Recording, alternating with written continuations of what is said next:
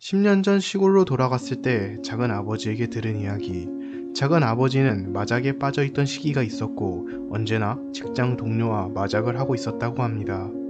언제나 모이는 장소는 마작 테이블이 있는 직장 동료가 빌린 아파트. 하지만 시골이라 차로도 몇십 분 걸리는 곳에 있는 아파트였습니다. 늘 모이는 4명 중 1명, 사쿠마는 항상 해안가를 지나서 와야 했습니다. 그런데 어느 날 사쿠마는 평소처럼 마작을 하러 그 아파트로 가던 중 한 명의 여자가 서 있는 걸 보았다고 합니다. 이 밤중에 무얼 하고 있는 거지? 여기는 관광지도 아니었기에 이런 한밤중에 사람이 있는 건 보기 드문 일이지만 마작을 할 생각에 별로 신경 쓰지 않았습니다. 그리고 사쿠마는 친구들과 함께 마작을 즐겼죠. 그날도 밤새 마작을 즐기고 아침 해가 뜨기 시작할 때 4명의 친구들은 그 아파트를 나왔습니다. 친구인 사쿠마도 왔던 해안길을 통해 다시 돌아갔죠. 사쿠마는 돌아가는 중 바다를 보니 올 때와 똑같은 곳에 똑같은 여성이 서 있는 걸 보았습니다. 이건 뭔가 이상한데? 라고 느껴 차에서 내려 여성이 있는 곳까지 걸어갔습니다. 무슨 일이 있나요? 라고 말을 걸어봤지만 여성은 대답은커녕 미동도 하지 않았습니다. 이상해서 여성의 앞으로 갔습니다. 여성은 먼 바다만 보고 있었습니다. 그리고 전혀 움직이지 않았습니다. 심지어 사쿠마는 여자가 자신을 인식조차 못하는 느낌이었다고 합니다. 아무리 말을 걸어도 무시당하니 화가 나기 시작했고 그냥 그 자리를 떴습니다. 그런 일이 있고 나서 수일 후 사쿠마는 항상 그랬듯 마작을 하러 다시 해안가를 통해 친구의 아파트로 갔습니다. 또다시 그 여성이 똑같은 해안가에 서 있는 걸 사쿠마는 보았습니다. 뭐야, 또 있는 거야? 하지만 무시당해 화가 난 기억에 그냥 지나쳐 갔습니다. 아파트에 도착한 사쿠마는 친구들과 마작을 즐겼습니다. 하늘이 밝아지기 시작할 때쯤 모두 헤어졌습니다. 그리고 사쿠마는 다시 해안길을 통해서 집으로 갔고 그 위치에 그 여성은 아직 있었습니다. 처음 사쿠마는 그 여성을 무시해서 지나갔지만 뭔가 이상하게 신경쓰여 다시 한번 그 해안으로 돌아갔습니다. 저기요, 뭐하고 계신 건가요? 이런 곳에 여자 혼자 있으면 위험해요. 여러가지 물어보았지만 역시 무시당했습니다. 처음도 아니고 두 번째 무시당하는 거라 사쿠마는 머리끝까지 화가 나기 시작했습니다. 그래서 사쿠마는 여성의 어깨를 두드리려고 했지만 사쿠마의 손은 어깨를 통과해버렸습니다.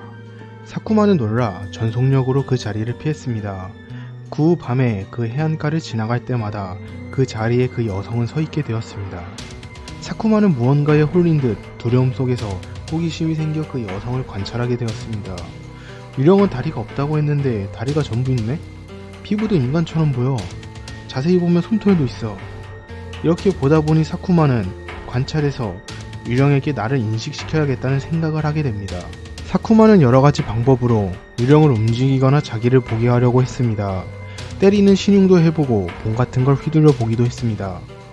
눈앞에서 이상한 얼굴로 웃기려고도 해봤습니다. 있는 수 없는 수 다 써보며 실행해봤지만 역시 그 유령은 어두운 바다만 바라보며 몸은 미동조차 하지 않았습니다. 이렇게 며칠 지나니 슬슬 질리기 시작했습니다. 그래서 마지막으로 유령의 얼굴을 천천히 보기 시작하니 어두운 바다만 쳐다보던 유령의 눈이 천천히 움직이더니 사쿠마와 눈이 마주쳤습니다. 큰일이다! 라고 생각해 사쿠마는 그 자리를 바로 도망쳤습니다. 그런 일이 있고 수일 후 평소처럼 마작을 하기 위해서 싫다 라는 생각을 하면서 그 길을 지나가게 되었습니다. 하지만 그런 생각과 동시에 그 어떻게 되었을까 신경도 쓰였습니다. 사쿠마는 해안을 살펴보며 친구의 아파트로 가게 되었습니다. 그 자리를 확인해 보니 그 여성 유령이 없습니다. 없어졌구나 라면서 살짝 안심을 한 후 마작을 즐긴 후 집으로 돌아갔습니다. 자, 그럼 자 볼까? 이불에 뛰어들어 뒹굴거리고 있으니 인기척이 느껴집니다. 에이, 설마. 인기척이 있는 곳을 보니 해안가에 있던 유령이 방 안에 있습니다.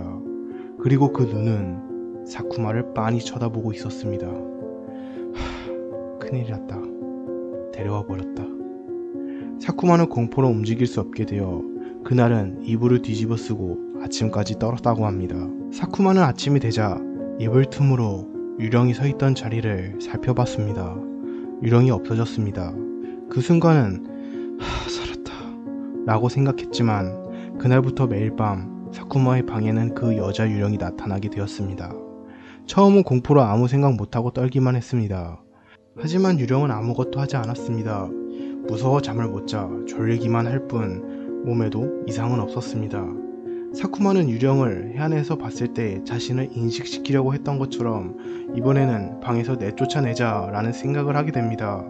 하지만 해안가에서 아무것도 못했던 것과 같이 이번에도 무엇을 해도 변화가 없습니다.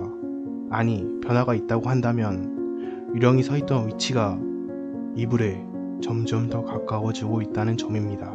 유령이 베개 근처까지 왔을 때 무시하고 생활하자 라고 결정했습니다. 실제로 다른 친구들에게 설명해도 유령은 타인에게 보이지 않았고 또 잘 때 유령이 사쿠마를 쳐다보는 것을 제외하고는 피해가 없으니 그런 결정을 하게 되었습니다. 그런 상태가 수개월 지나게 됩니다. 사쿠마는 한 달 정도 방을 비워 출장을 가게 됩니다. 출장 기간에는 유령이 따라오지 않아 오랜만에 해방감을 느끼면서 일에 열중할 수 있었습니다. 출장도 일주일 정도가 지났을 때쯤 밤 그 유령은 사쿠마 베개 앞에 서 있었습니다. 또 이 상황인가? 라고 생각했지만 역시 무시하고 평범하게 생활합니다. 출장도 끝나고 집에 돌아와서 몇 주 지난 후 사쿠마는 친구 몇 명과 만나 놀기로 했습니다. 약속 장소에 도착한 사쿠마는 이미 기다리고 있던 친구들에게 야, 기다렸냐? 라고 말하니 묘하게 친구들의 태도가 냉담했습니다. 뭐야? 라고 물으니 친구들은 뒤에 여자 누구야? 라고 묻습니다. 설마? 하고 뒤를 보니 유령이 서 있습니다. 결국 유령은 낮에도 모습을 보이며 타인에게도 보이기 시작했습니다. 이건 이제 안 된다고 포기하고 친구들에게 상황을 설명했습니다. 친구들은 재령이라도 해야 되는 거 아니야? 라는 이야기를 해줬습니다. 결국 사쿠마는 재령을 했습니다. 재령이 끝나자 유령은 오지 않게 되었습니다. 뭐가 무섭냐고 하면 친구인 사쿠마가 몇 달 동안 그 유령에게 시달리며 같이 생활했던 그 근성이 무서웠습니다. 그리고 그 유령이 어떤 유령인지 들은 것 같지만 기억은 나지 않습니다.